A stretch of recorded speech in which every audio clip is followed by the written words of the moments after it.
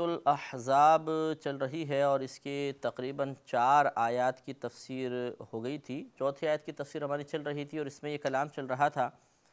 کہ پہلے تو اللہ تعالیٰ نے یہ ارشاد فرمایا کہ اللہ تعالیٰ نے کسی بھی انسان کے دل میں کے باطن میں 2 دل نہیں رکھے ہیں۔ اس کا ہم نے آپ کو مفہوم بتایا تھا، اور اس کے بعد اللہ تعالیٰ نے اس بات کا انکار فرمایا کہ اگر کوئی شخص اپنی زوجہ سے زہار کر بیٹھے،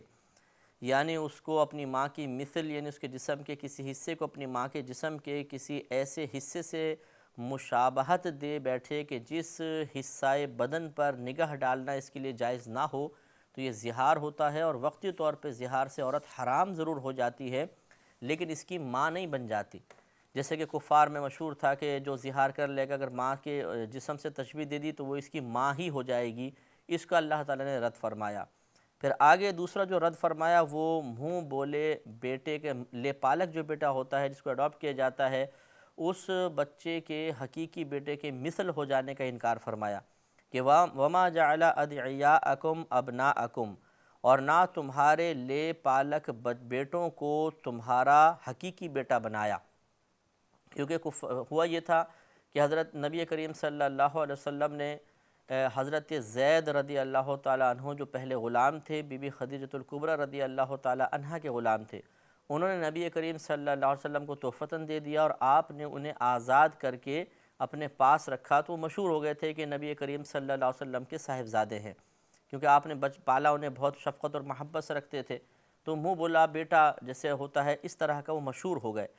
اور پھر نبی کریم صلی اللہ علیہ وسلم نے زینب بنت جحش رضی اللہ تعالیٰ عنہ جو آپ کی کزن تھیں ان سے زید کا نکاح کر دیا تھا،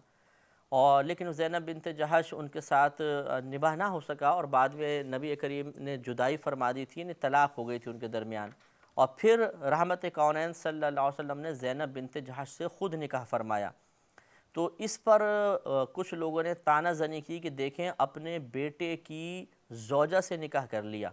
اس کا اللہ نے یہ رد فرما دیا کہ جس کو انسان منہ بولا بیٹا بنا لے یا اپنے پاس رکھے اور وہ بیٹا بالفرض مشہور ہو جائے تو وہ حقیقی بیٹے کی مثل نہیں ہو جاتا بلکہ وہ اجنبی ہی رہتا ہے، اور اگر اس کی زوجہ سے مثال کے طور پر جس کو وہ طلاق دے چکا ہے، چھوڑ چکا ہے، اگر کوئی شخص نکاح کرے گا تو وہ گویا کہ اپنے حقیقی بیٹے کی زوجہ سے نکاح نہیں کر رہا کہ حرام ہو، بلکہ یہ بالکل شرعاً جائز ہے۔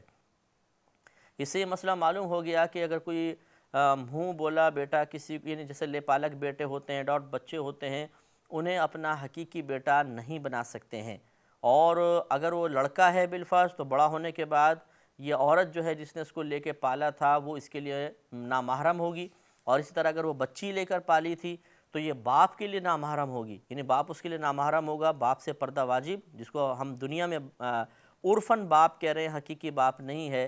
تو اسی طرح یعنی پردے کے سارے احکام ان پر نافذ ہوں گے۔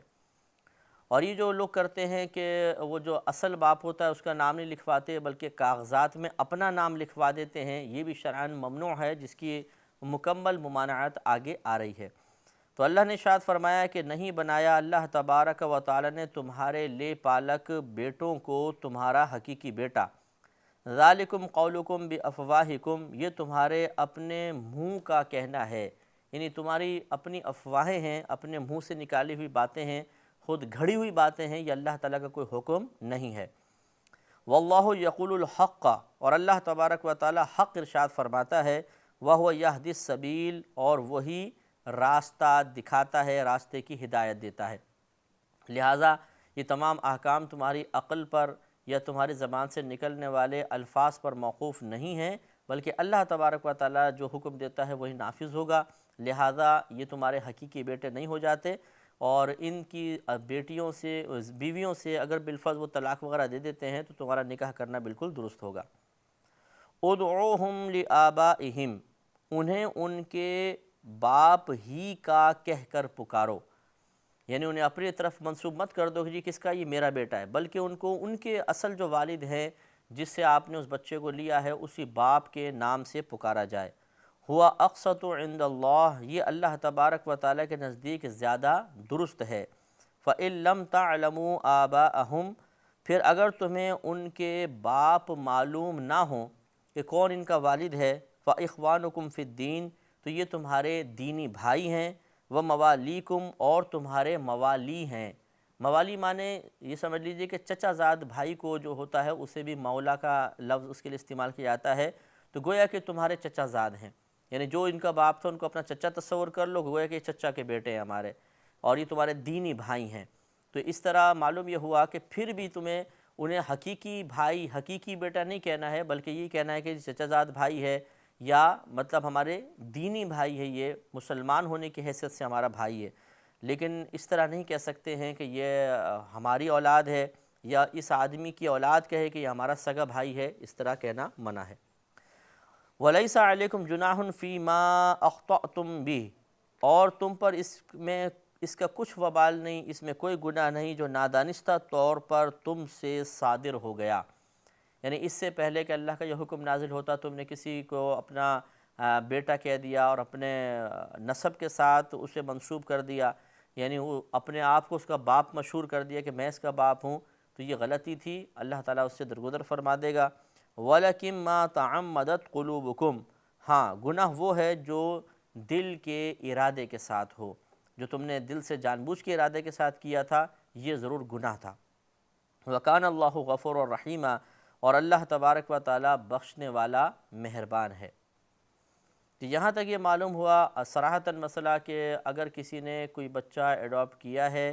تو یاد رکھیے گا کہ وہ بچہ حقیقی بچہ نہیں ہو جاتا ہے، اسے اس کے والد کے نام سے ہی پکارنا ہوگا، یعنی اس کے جب والد کا نام پوچھا جائے گا تو حقیقی والد کا نام ہی بتانا ہوگا۔ اسی طرح کاغذات پہ بھی جب نام لکھوائیں تو حقیقی باپ کا ہی نام لکھوائیں۔ اب یہاں مسئلہ بس یہی ہے کہ اگر بالفرض آپ اس سے پہلے اسے اپنی طرف منسوب کرتے رہے تھے اور باپ کی جگہ اپنا نام لکھواتے رہے تھے، تو یہ اگر نادانستہ طور پہ تھا، غلطی سے ہو گیا، تو بہرحال اللہ کی بارگاہ میں توبہ کیجئے کہ یہ تو پہلے زمانے کی بات تھی جب اسلام کے احکام نازل نہیں ہوئے تھے تو اللہ نے درگزر فرمایا، اور آج تو ہم ایک آزاد ملک میں رہتے ہیں، یہاں پر کسی حکم کا نہ سیکھنا یہ اس آیت کے تحت نہیں آئے گا کہ دیکھیں جی اللہ نے پہلے والے تمام معاملات معاف کر دیے ہیں۔ یہ تو وہ لوگ تھے کہ جن کو ابھی دین آیا ہی نہیں تھا، مکمل دینی تعلیمات نہیں آئی تھیں، بعد میں انہیں پتہ چلا تھا، تو اس لیے وہ زمانہ جاہلیت کے جو معاملات تھے یا کوئی شرعی حکم کے نزول سے پہلے کی جو خطائیں تھیں وہ معاف کر دی گئی۔ ہمارا معاملہ ایسا نہیں ہے، ہمارے سامنے تمام شرعی احکامات موجود ہیں، غلطی ہماری یہ ہے کہ ہم ان شرعی احکامات کو جاننے کی کوشش نہیں کرتے، تو یہ لا علم عذر نہیں ہوگی، لہٰذا دونوں طرح توبہ کرنی ہوگی، چاہے آپ کو مسئلہ معلوم تھا یا نہیں تھا۔ اب بس یہ پرابلم ہوتا ہے کہ بعض لوگ کہتے ہیں کہ تمام کاغذات میں ہم نے اپنا ہی باپ کی حیثیت سے نام لکھوا دیا، اب کیا کریں؟ تو حتی الامکان کوشش یہی کیجئے کہ جہاں تک تبدیلی ہو سکتی ہے اسے تبدیل کروائیں، یہ بہت ضروری ہے، ورنہ اگر بالفرض نہیں ہوتی تو کم از کم آپ صراحتاً سب کے سامنے، یعنی کہ مجبوری ہے کہ بہت سے ایسے کاغذات ہیں کہ جو تبدیل نہیں ہو سکتے کسی بنا پر، تو پھر آپ مشہور یہی کریں، اور جب بھی کوئی پوچھے تو یہی بتائیں کہ ہمارا بیٹا نہیں ہے بلکہ ہم نے اس کو لے کے پالا، اس کا حقیقی باپ فلاں